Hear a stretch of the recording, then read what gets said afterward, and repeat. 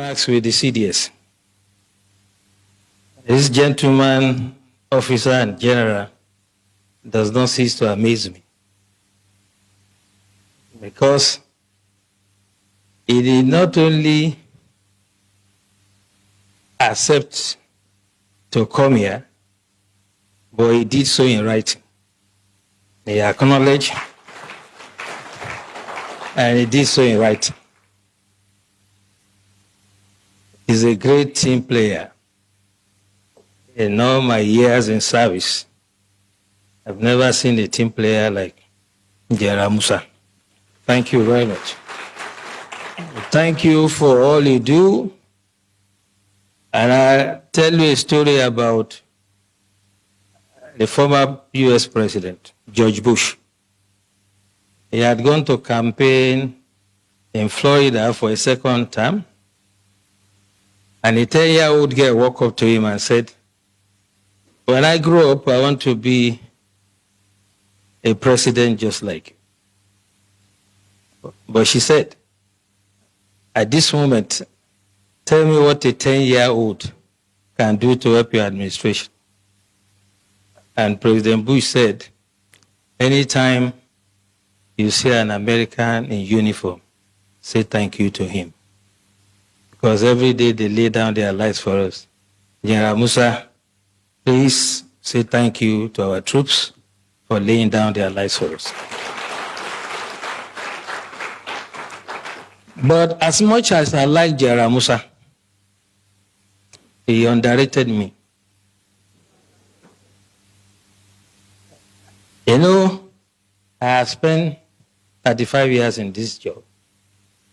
But for political appointment, I should be on my way out by April. And all I've learned is covertness, how to do things covertly. So, General Musa, you made a mistake with me. When we invited you for this program to be the chairman, you now decided to go and apply for Canadian visa. So we covertly made sure we denied you.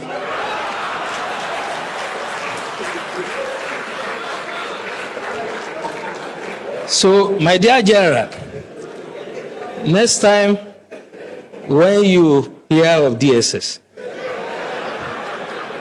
and under a leadership like mine, who has swag in doing the job, don't underrate us. So when you live here, you can see me, you get your Canadians. We wanted you to be here, so you couldn't have been in Vancouver. Speaking seriously about the practical approach to mobilizing to curb insecurity, I'll share experience with you when I was state director in Bauchi. Most of you will remember an incident in Asari. A group of terrorists, the Boko Haram, then had invaded Asari. They were shooting in an attempt to kidnap, and the community chased them. They killed some members of the community, but the community members killed all of them. The last guy, Khalid, climbed onto a tree and was firing. The community stood, they were resilient, and they killed Khalid. Since that day, there has not been one terrorist attack in Azad. As a matter of fact, the former head of state, General Ibrahim Badamasi Babangida, said, and I quote, if we want to stop or curb this terrorism, we shall emulate the Azari example. Tafawa Balewa also happened to be a local government in Bauchi that was always in flames. And the people of Bogoro and some part of Tafawa Balewa, where the Sayawas are, rose up on one occasion. They knew their terrain better climb onto trees and mountains. When the invaders came, they did not only repel them, they seized their weapons. And since then, you can attest to it that you hardly hear about Tafawa Balewa again. What I'm trying to say, the practical approach to mobilizing people is that you have to get everyone involved. You do not expect the Nigerian Army, police, DSS, to protect every Nigerian or every community. It is not going to work. In the US, if you visit someone in the house, you will be shocked that when the guy hears a police siren, he will just pull his drawer, bring out his gun and keep it. So one of my hosts did that, and I asked him, why are you putting gun here? He said, well, if they are chasing someone and he enters my house, I'll shoot him first. And that is the layer we have to start thinking about. How can you create first line of defense? The military, police, and other security agencies are to deal with the bigger ones, the organized ones. But it is impossible for us to deploy it to every community in the country. It is unimaginable that any security agencies that has the resources to do it. So as we live here, we all belong to one community or the other. What we have to start experimenting is how we can make the community to prepare first if the first line of defense for us. General Wahab said it clearly. And for me, there are 3 takeaways from his lecture. By the way, the general and I were guest speaker at one program in our office, so I'm not surprised that his dexterity. He has developed some sort of expertise in what he does. But 3 things for me. He asked us a question. What is our own culture? Our culture is communal. We do things together. Festival together. Ceremonies together. Wedding ceremony, whatever. So why can't we fight some miscreants, some charlatans among us together? The community should say, you cannot come here. This is what Tafawa Balewa has done. If you go to that community to attack them, you'll be sorry for yourself. I challenge anybody to try it. And this is the way we have to do. We have to allow some level of armament for the communities, and they can serve as the first line of defense. Second takeaway from what the general said. Whole society approach is not the first time we are hearing. But what I'm saying, the way to do it is when we live here, those of us who have some influence, the elites in society, discuss with your communities, come to us, get some sort of approval and guidance, and then we can stop these criminals. You can imagine you call sector, let's say sector 4 or whatever, sector of the army, to come to this community if there's an attack. Before they even arrive there, if they attack another community, what happens? This is what we should take away from here. And lastly, he said something very instructive. By the way, I like Osman. He knows who to give time. Have you seen him around here? He has advised himself.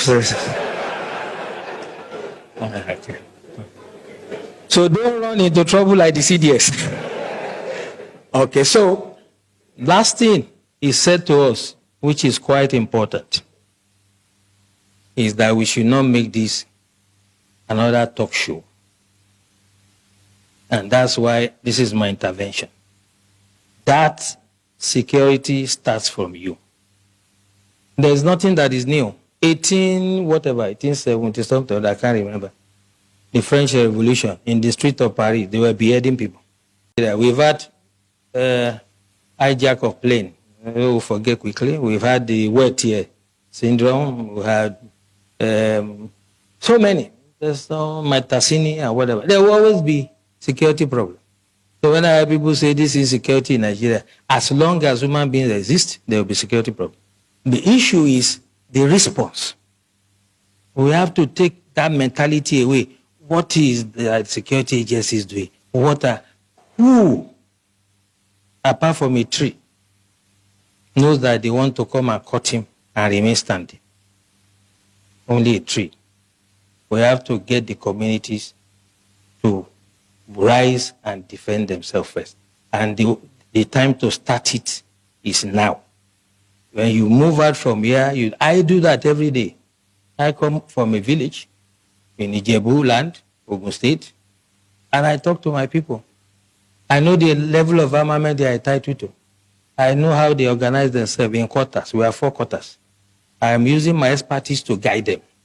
You cannot wait for the military to come and do everything. All right, wonderful people. Welcome back to this wonderful channel where we'll bring you back update and information as the hot. In case you have not joined our social media handle, what are you waiting for? Kindly go ahead and subscribe, like, comment, share, and also remember to on your notification button so that whenever our news drop, you go be the first. We'll collect them. Let's go down to the news proper as the hot for the Obodo. Yesterday in Anambra State, Ibrahim, to be precise, in Odumegwu Ojukwu Hostel, a lot of young people has been buried. They lost their life there as a result of Fulani headers attack. Also, I felt it was a reprisal attack as a result of what happened. As a result of what happened in Edo State.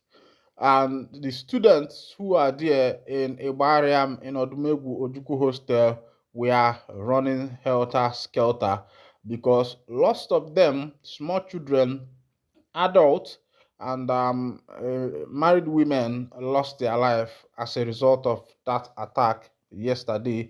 And the question is, where are we going? Where is the country heading to? A country whereby one stays and he is not safe.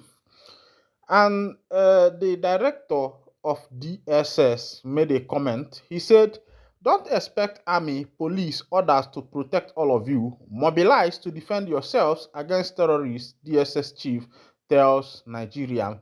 This one is coming from Sahara Reporters.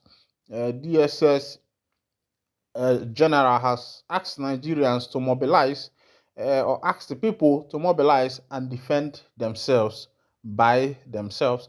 He also gave example of some scenarios, places like Tafalo Belowa and the other local governments in the northern part of Nigeria that mobilized and defended themselves against these Fulanis. And the news is that these Fulanis never invaded that particular area again because these people, had the heart to defend themselves and save themselves from these Fulanis. So what the director of the DSS is saying is Operation Defend Yourselves.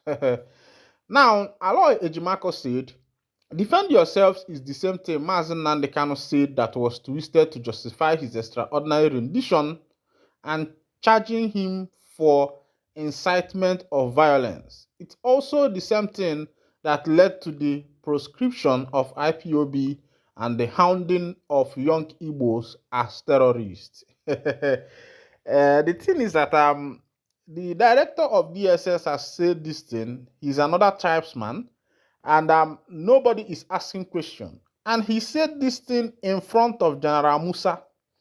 Of course, he cajoled General Musa as a result of his denial of visa to Vancouver, Canada, where he told Musa that the DSS were the one who made it possible for his visa to be denied. I don't know whether he's trying to cover up for Nigerian government or whether that is a joke or something like that.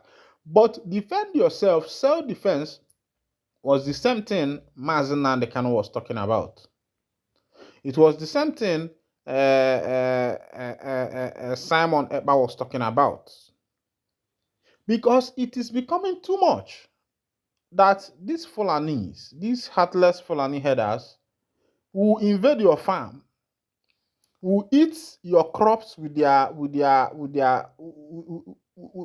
cow without mercy. They will invade villages, mago ụmụnwaanyị nọ there say hose without mercy. They will invade farms, buy the men in the farms without mercy. And the director of DSS is saying that the best way to salvage all these things is through self-defense. And I'm asking, the question is, how do people self-defend themselves without having arms? Because ejiri aka achụ ife na-ata alụ. You cannot be defending yourself from a terrorist that has arms. Meanwhile, you yourself, you are armless. And the DG of DSS is telling you to defend yourself. Defend yourself as in how? Is it with the pump action that you use to defend yourself? Is it with the pump action that you use to defend yourself?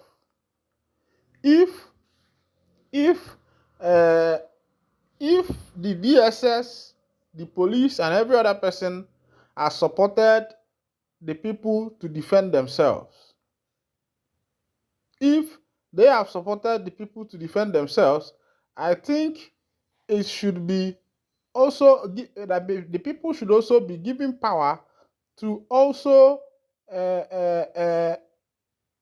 purchase arms. Yes, they should also be given the power to purchase the arms, because you cannot defend yourself without having something in your hand. The people need something to be able to defend themselves. And I think as the DSS has said this, they are indirectly authorizing the people to have their own arms. In the northern part there, people have arms, and most of the times they are not being disturbed. For you to tell the people to defend themselves, I think you should also equip the people with what they will use to defend themselves. Yes, in a lot of communities in Alibo, the government have allowed what he called Operation Udogachi and the rest of them. Some of them are not even equipped. Some just have pump action, others have machete and the rest of them.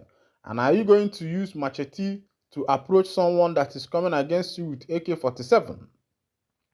There is something that happened in Iharomofo the other time where the youths were complaining. They say that what they have is their only pump action, and these people have chains. And the question is, who are sponsoring these people? Who is sponsoring these people? All right, going back to River State. One of Fubara's aide has opened up that he was paid 5 billion to impeach Fubara. 5 billion naira.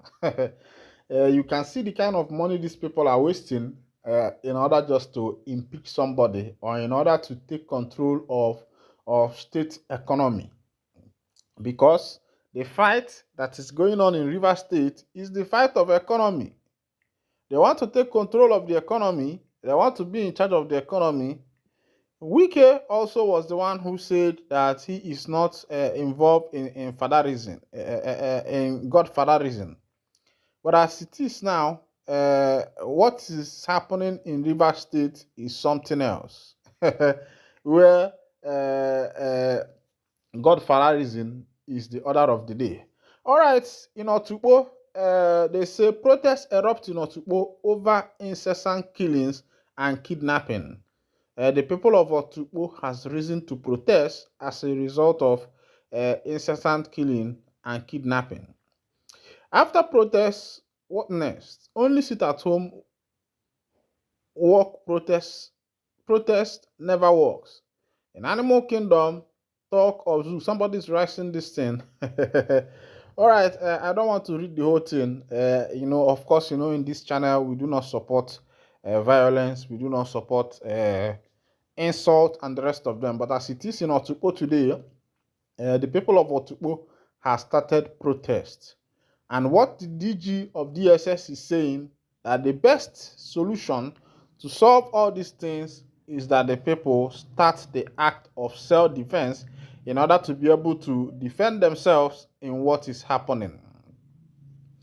As it is, there has been a rise in chasing away Fulanis in a lot of communities since these people have decided, not to live peacefully with the people who reside in the community. They have decided to continue the act of their father, Usman Danfodio, to continue with violence and taking over communities by violence. But of course, they should realize that is why there was introduction of what is called nomad education. Nomad education is to educate the nomads to let them know how to live, how to associate with their fellow human beings and the rest of them. Because some of these people are nomad, they are illiterate, they don't know anything. All they know is fight and take over. And they have been believing in the history of the past, what happened in the 1900s. They are still bringing it in the 21st century, which ought not to be so. I think also education should be part of, uh, uh, uh, uh, uh, what should be done in order to salvage the situation. Thank you for listening. God bless you.